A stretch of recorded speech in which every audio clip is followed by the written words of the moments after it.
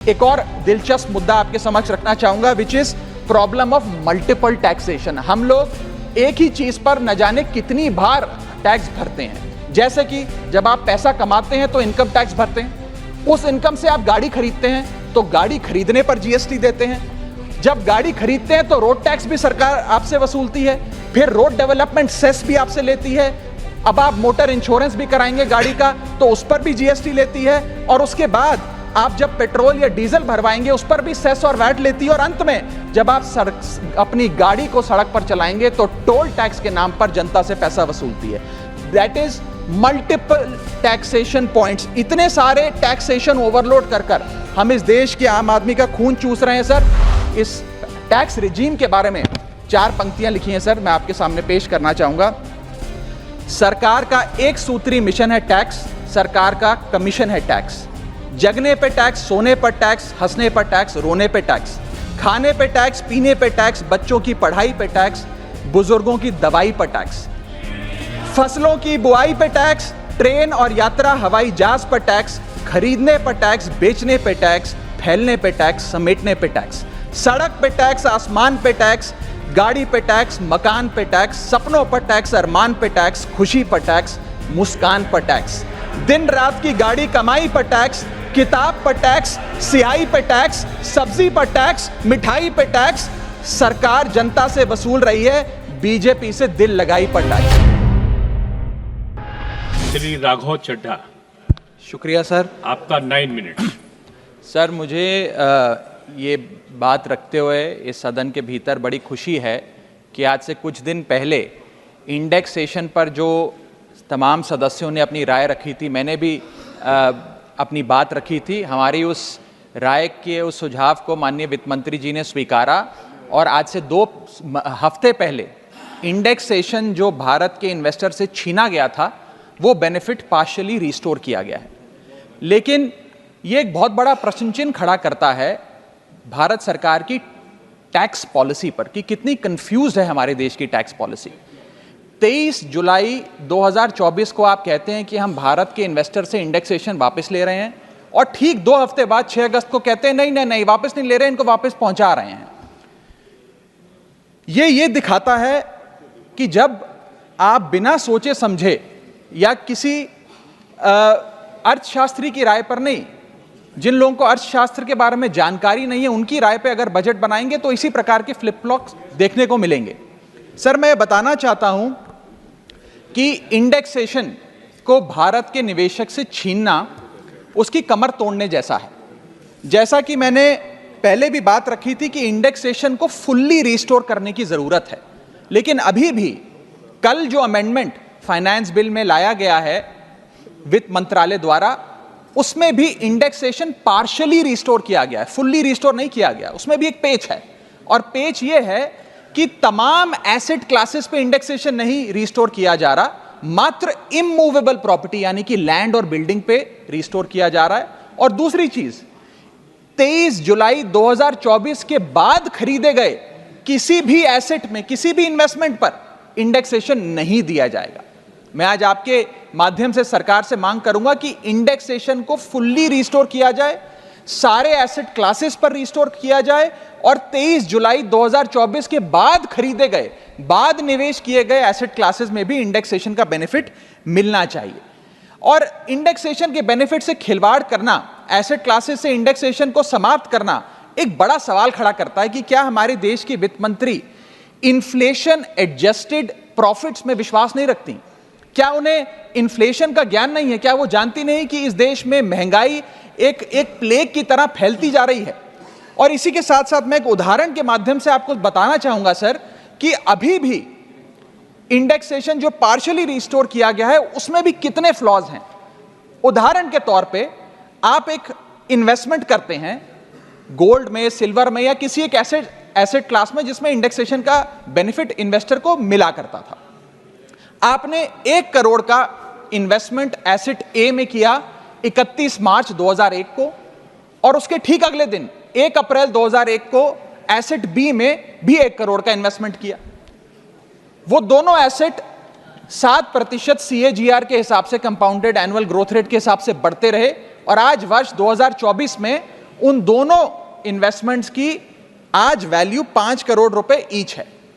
अब आप ये दोनों एसेट ए और एसेट बी बेचते हैं बाजार में वर्ष 2024 में, और दोनों पे अलग अलग टैक्स आपको देना पड़ता है। ये मैं आपके सामने दर्शाना चाहता हूं। जब आप एसेट ए बेचते हैं जो आपने 31 मार्च 2001 को खरीदा, यानी कि 1 अप्रैल 2001 से पहले, तो आपको इंडेक्सेशन का फायदा मिलेगा।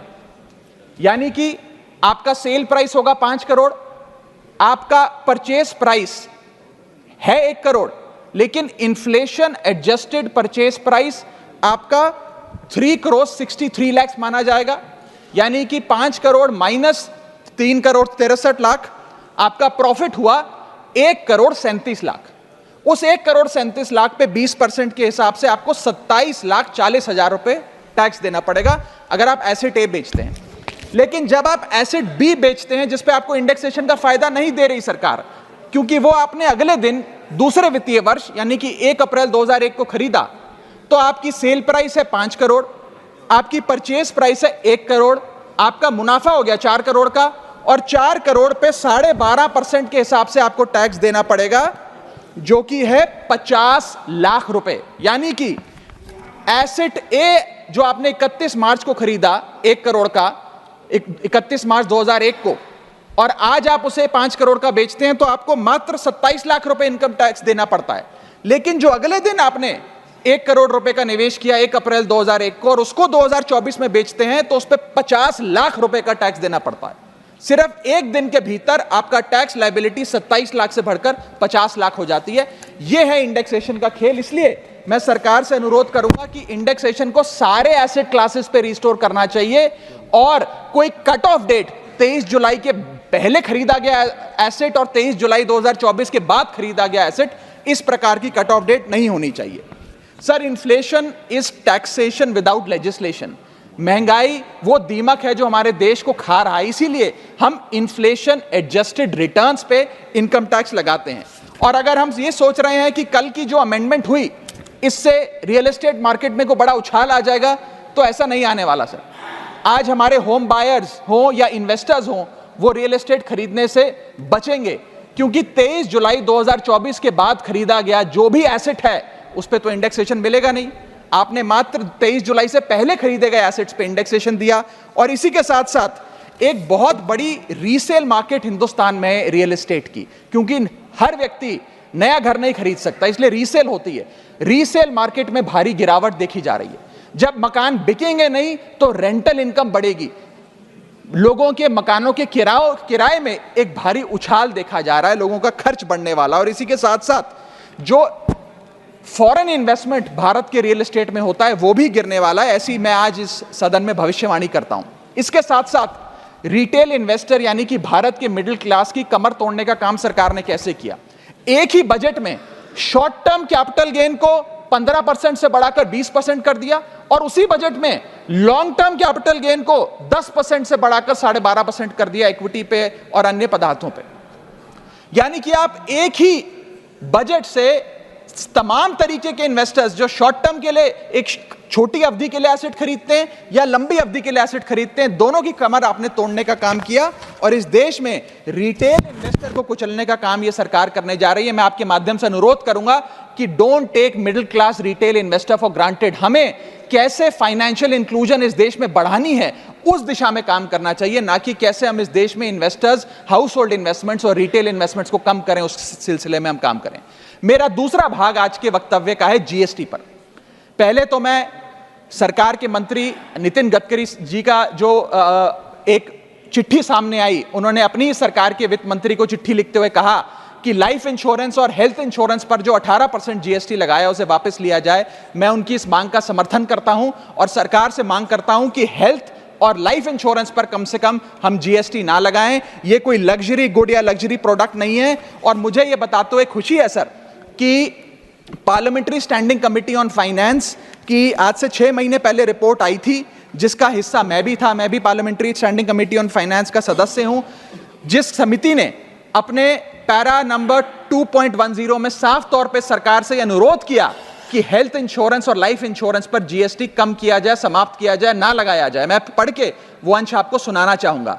The committee feels that there is a need to rationalize the GST rate on insurance products, especially health and term insurance, which is 18% at present. The high rate of GST results in a high premium burden which acts as a deterrent to getting in insurance policies. The committee, with a view to make insurance more affordable, recommends that GST rates applicable to health insurance products, particularly retail policies, etc., should be reduced. हमारा ये प्रयास होना चाहिए कि एक परिवार, sir बस समाप्त कर रहा हूं, अभी तो मेरा समय रह गया, 1-2 मिनट आप थोड़ा ज्यादा दे दीजिएगा तो सर कुछ फर्क नहीं पड़ेगा, मैं अपनी बात समाप्त कर लूंगा।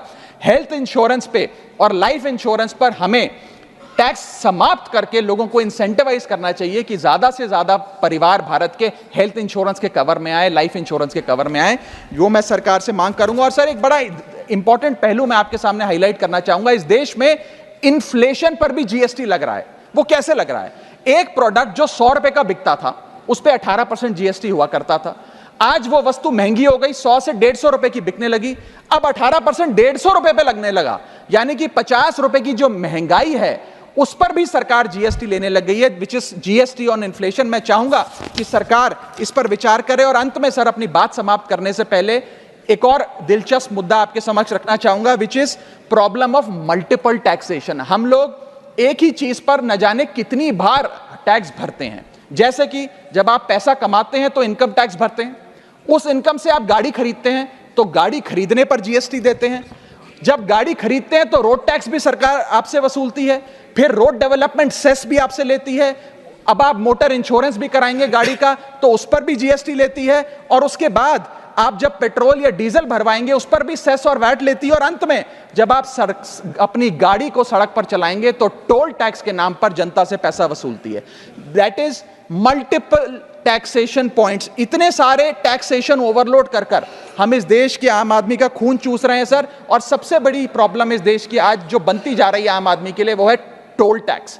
सांसद और मंत्री को टोल टैक्स नहीं देना पड़ता, हमें छूट है टोल टैक्स से, लेकिन इस देश के आम आदमी को हर जगह टोल टैक्स देना पड़ता है। एक रिपोर्ट के मुताबिक हाईवे पे 2 रुपए प्रति किलोमीटर का टोल टैक्स इस देश के आम आदमी को भरना पड़ता है। और अंत में अपनी बात खत्म करूंगा मैं एक कविता सुनाकर, थोड़ा सा सर और इंडल्जेंस चाहूंगा। और इस टैक्स रिजीम के बारे में 4 पंक्तियां लिखी हैं सर, मैं आपके सामने पेश करना चाहूंगा। सरकार का एक सूत्री मिशन है टैक्स, सरकार का कमीशन है टैक्स। जगने पे टैक्स, सोने पर टैक्स, हंसने पर टैक्स, रोने पे टैक्स, खाने पे टैक्स, पीने पे टैक्स, बच्चों की पढ़ाई पे टैक्स, बुजुर्गों की दवाई पर टैक्स, फसलों की बुआई पे टैक्स, ट्रेन और यात्रा हवाई जहाज पर टैक्स, खरीदने पर टैक्स, बेचने पे टैक्स, फैलने पे टैक्स, समेटने पे टैक्स, सड़क पे टैक्स, आसमान पे टैक्स, गाड़ी पे टैक्स, मकान पे टैक्स, सपनों पर टैक्स, अरमान पे टैक्स, खुशी पर टैक्स, मुस्कान पर टैक्स, दिन रात की गाड़ी कमाई पर टैक्स, किताब पर टैक्स, सियाही पे टैक्स, सब्जी पर टैक्स, मिठाई पे टैक्स। सरकार जनता से वसूल रही है बीजेपी से दिल लगाई पर टैक्स। बहुत बहुत शुक्रिया। Stay ahead with our cutting edge news app. Instantly access the latest shorts in just 1 minute and breaking news in just 50 words. Download now for a smarter, faster news experience.